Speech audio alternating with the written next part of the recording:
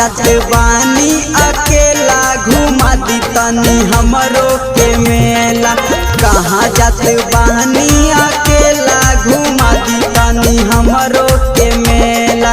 हमरो के मेला पिया हमरो के मेला, हमरो के मेला पिया हमरो के मेला।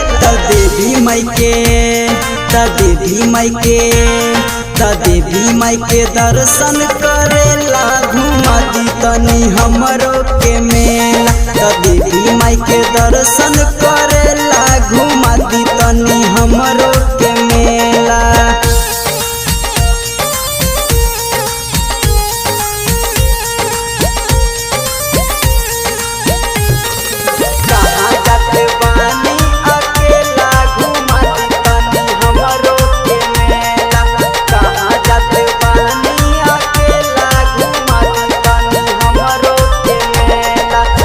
नारियल चुनरी लिया दी परसादी हमारा के सैया जी मैया से मिला दी, मैया से मिला दी हो मैया से मिला दी। नारियल चुनरी लिया दी परसादी हमारा के सैया जी मैया से मिला दी, मैया से मिला दी हो मैया से मिला दी, मैया से मिला दी हो मैया से मिला दी। की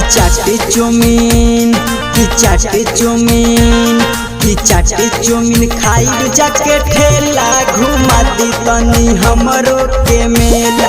देवी माई दर्शन करेला घुमा दी तनी हमरो के मेला। हमरो के मेला कहाँ जाते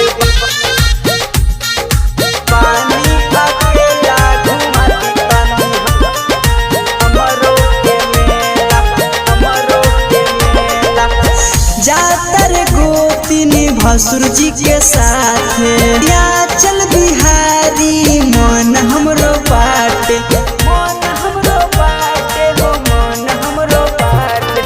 जातर गोतिनी भसुर जी के साथ भूटानी पियाऊ मन हमरो बाटे, मन हमरो बाटे हो मन हमरो बाटे, मन हमरो बाटे हो मन हमरो बाटे। तब भीड़ होला वहाँ रे लमरेला घुमा दी तनी हमरो